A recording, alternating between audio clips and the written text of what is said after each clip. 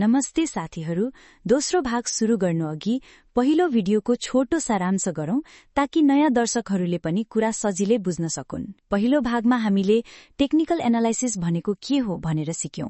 युट्युबमा रहेका धेरैजसो भिडियोहरू कुन स्टक किन्ने, कुन स्टक बेच्ने, बढ्ने स्टक कुन हो भन्ने कुरामा मात्र केन्द्रित रहेका छन्। तर हामीले के भन्यौं भने टेक्निकल एनालाइसिस भनेको स्टकको नाम लिने मात्र होइन, यो त चार्ट पढ्ने सिप हो। त्यस्तै हामीले के टुल्स प्रयोग हुन्छन् भनेर पनि चिनेका थियौं र अन्तमा हामीले नेप्सेको चार्ट ट्रेडिङ भ्यू कसरी चलाउने र नेप्सेको चार्ट फ्रीमा कहाँ हेर्ने भनेर जानेका थियौं। यदि तपाईले त्यो भिडियो हेर्नु भएको छैन भने तल डिस्क्रिप्सनमा लिंक दिएको छ, हेर्नुहोस् र यो सिकाइलाई अझ मजबुत बनाउनुहोस्।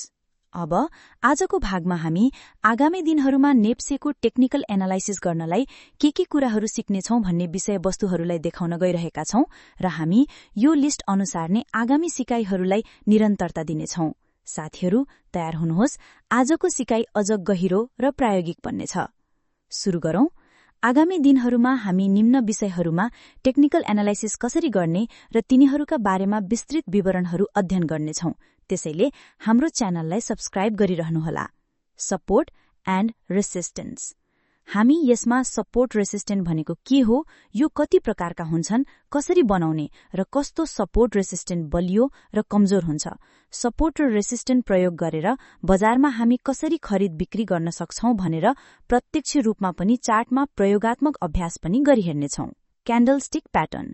टेक्निकल एनालाइसिसमा यसलाई एकदमै महत्वपूर्ण मानिन्छ।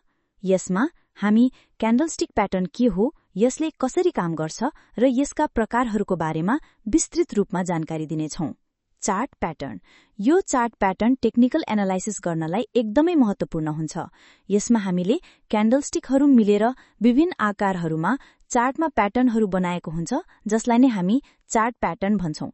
यही चार्ट प्याटर्नको आधारमा हामीले बजारमा खरिद बिक्री गर्ने अवसरहरू खोजी गरिरहेका हुन्छौं। एकदमै धेरै प्रयोग गरिने टेक्निकल एनालाइसिसको विधि हो। Technical indicator tools. यहाँ नेपालमा स्टक मार्केटका लागि सबैभन्दा लोकप्रिय प्राविधिक इन्डिकेटरहरू छोटकरीमा moving average, relative strength index RSI, MACD, moving average convergence divergence, Bollinger bands, volume र फिबोनाची रिट्रेसमेन्टहरू हुन्। यी उपकरणहरू ट्रेडिङ डिसिजन लिन सहयोगी हुन्छन्, तर केवल इन्डिकेटर भरमा निर्णय गर्नु जोखिमपूर्ण हुन सक्छ। Elliott wave theory.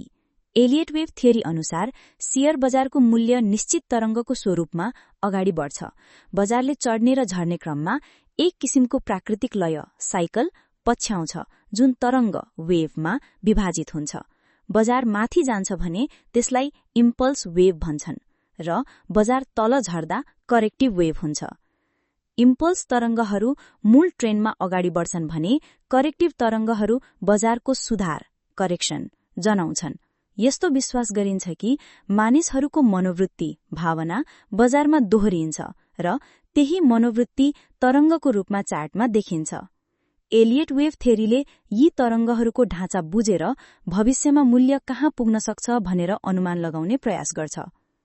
आज हामीले कुन विषयमा सिक्नेछौं भनेर विस्तृत रूपमा बुझ्यौं। यी सबै टपिक्स तपाईलाई नेप्से चार्टको प्राविधिक विश्लेषणमा दक्ष बनाउनेछन्। याद गर्नुहोस्, सिकाइ एक यात्रा जस्तै हो। हरेक दिनको अभ्यासले तपाईलाई अझ बलियो ट्रेडर बनाउँछ। यदि तपाई यस यात्रामा हाम्रो साथ रहनुहुन्छ भने च्यानललाई सब्स्क्राइब, लाइक र शेयर गर्न नबिर्सनुहोला। तपाईको सानो समर्थनले हामीलाई यस्ता सिकाइमूलक सामग्री बनाउन हौसला दिन्छ।